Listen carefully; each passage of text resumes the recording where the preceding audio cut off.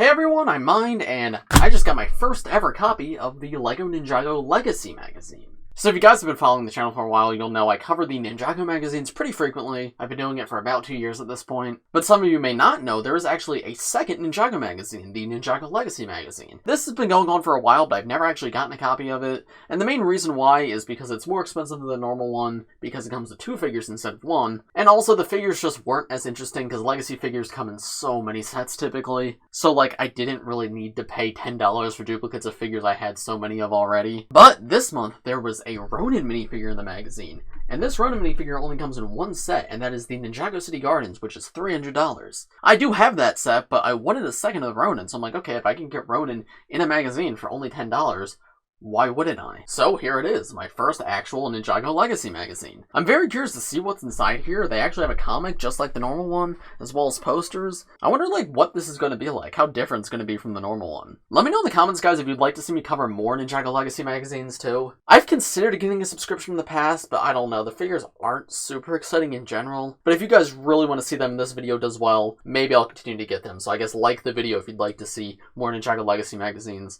and based on how well this video does, that'll determine if I get a subscription or not. Okay, all that out of the way, let's get on to the magazine. So first I have to remove the figures, as always. Alright, now we can see the full cover. It's a special issue, Ninjago Legacy, Cole vs. Ronin, your LEGO minifigures. Epic new dragon set revealed. Okay, good to know, just like the normal Ninjago magazine, it is incredibly untimely. Because even if you still want to call this set new, it certainly is not a reveal when the set came out almost a year ago at this point. But that's that's whatever. Let's continue looking. Prison break. Can the ninja contain the crooks? And we have comic action. Alright, let's get into this. Oh, we have a Seabound ad in the Legacy magazine. That's interesting. Was curious if they were going to have a Legacy ad instead, but I guess not. Table of contents. Okay, it is different than the normal Ninjago magazines, but it looks similar enough. Oh, and wow, we have the comic right away. This magazine is also larger than the other one, like slightly.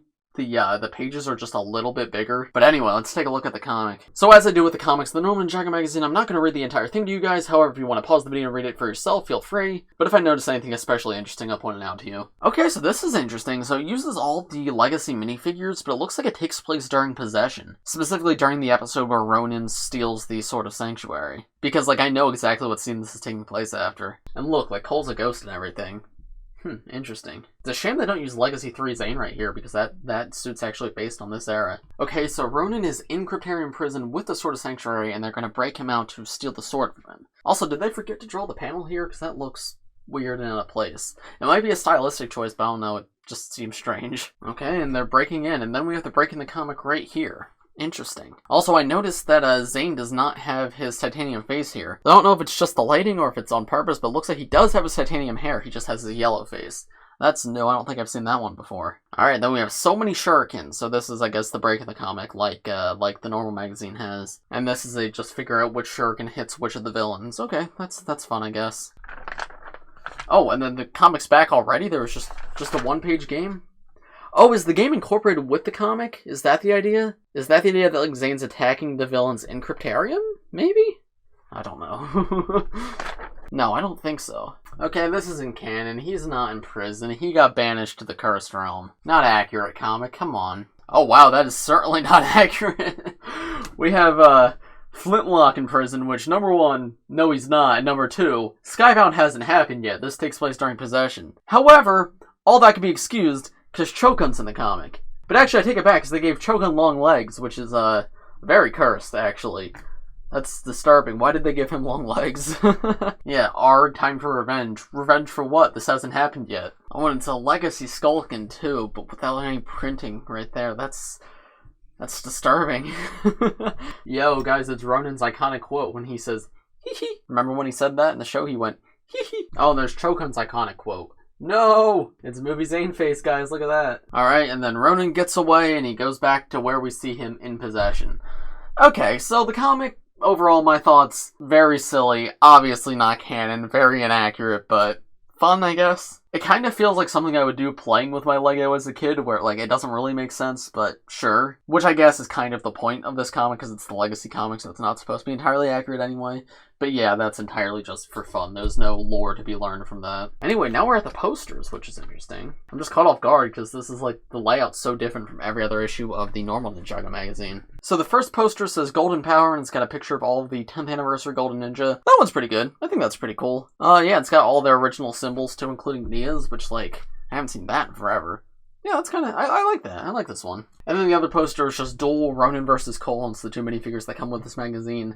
That one's less good. It's pretty much just minifigure photography, which is fine, but yeah, no desire to ever hang that up on a wall. Alright, now we have the next page, which is just a coloring book. Okay, interesting. They don't have those in the normal Ninjago magazine, so that's kind of cool they put that here. I also noticed none of the torsos have designs on them, so I guess you're supposed to design it yourself. This is a maze. That's all it is. It's a maze. And luckily, it's the Electromech with his iconic quote, "On my way, Jay." Remember when the Electromech said that in the show? No? Me neither. Ninjago City's Supervillains Part 15. Oh wow, they've been doing a lot of these apparently. And this is just info about Ronan, I guess. That's cool, I guess, to catch kids up on older seasons of the show if they haven't seen it. I like that. Alright, so then this is a game where you have to find all of these different items so that Ronan can steal them. Okay. Oh, and this is like the whole core training thing, the balance lesson for Cole. And it's just showing examples of how Cole has been balanced in the past. That's kind of fun. I like when they call back to the show like this. Next we have, what is this? Alright, it's just telling you to make your own custom minifigure and then color in this guy. Alright. And then we have like a backstory on Season 6. Yeah, okay. So it looks like a lot of this magazine is just like info about the show, like summary of the show. Yeah, I like that. I think that's good. Alright, this is a find the things in the official pictures of the Ninjago City Gardens. Flaming hot Fire Dragon attack. And then this is just an ad for the Fire Dragon set, but it shows off like what it is in the show. Shows off the minifigures and everything. Yeah, it's effective. It shows like the gist of the set. Ooh, Ultimate Spinjitzu Master versus Overlord. Alright, and then this is like a little versus board game where one person plays as the Overlord and one person plays as Lloyd, and there's rules and everything right here. That's actually a lot of fun. I think that's the best activity I've seen in this magazine so far. And of course, I love my boy the Overlord Dragon. And then finally, we have an ad for next month's magazine, or 2 months from now, because I believe these only come out every other month. And for the next month, they are switching to Core instead of Legacy, even though it's still called the Ninjago Legacy Magazine. It comes with Core Zane and a Ninjoid, a Legacy Ninjoid. Comic, Ready Player Ninja. Oh, okay, I wonder if that's gonna, is that Digiverse? Or is that Prime Empire? I assume it's probably Digiverse, because Prime Empire is too recent. And then on the very final page, we have playing cards you can cut out. Oh, I love these. I actually love these. I would have, like, gone crazy for these as a kid. I loved whenever, like, cereal boxes would come with little playing cards, I would get them all out. And if I had Ninjago playing cards like this with, like, stats and stuff as a kid, I would have gone crazy for them. Yeah, these are really cool, especially the Jay's Electromech one. Very interesting. Alright, but I think that's about it for the magazine itself. So now let's take a look at the minifigures, then I'll give you my overall thoughts on this magazine, and I guess my first Ninjago Legacy magazine as a whole. Alright, so here are the two minifigures, and in the normal Ninjago magazines, they come in like little polybags, but this is just like a plastic case, kind of similar to what you see in like LEGO books, which is just kind of curious. I wonder why there's that inconsistency.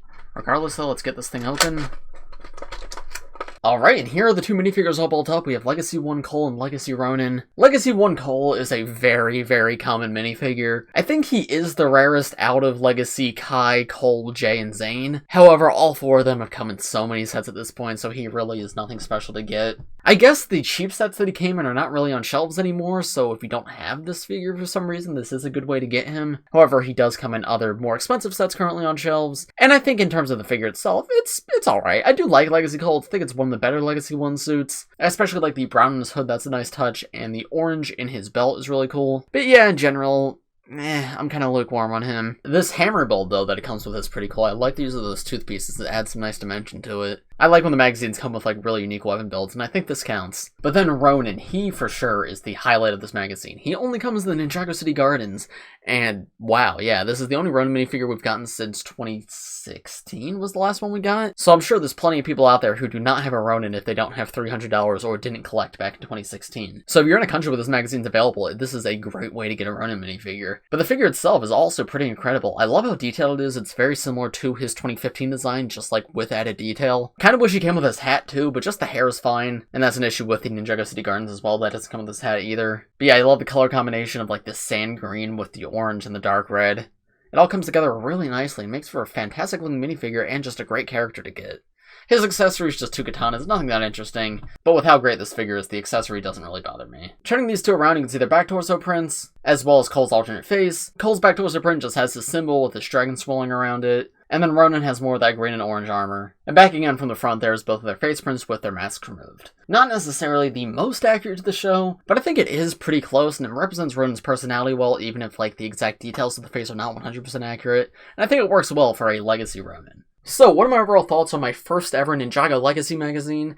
I definitely think this one's more kiddie than the other one, and both of them are very kiddie. They're clearly meant for young kids, but this one is definitely meant for a younger audience than the normal Ninjago magazine. However, that being said, I still liked it. There were some fun activities in there, and the comic was goofy fun even if it was nowhere near canon in any sense of the word. But the highlight for sure is the minifigures. I love that the Legacy magazines come with 2 minifigures instead of just 1, and I would love to see the normal Ninjago magazines start doing that, because whenever we get a Ninjago magazine that's just like a generic army buildable villain, it's always a little bit lame. And I know that's not the case with this Legacy magazine, but like if we got a good figure alongside kind of boring figure every magazine, I'd be okay with that. Because like Legacy Cole is nothing to me, but this Ronin figure is really cool, but getting them both together in one, that's really nice. And I think that's good for kids too, because it gives you something to play with.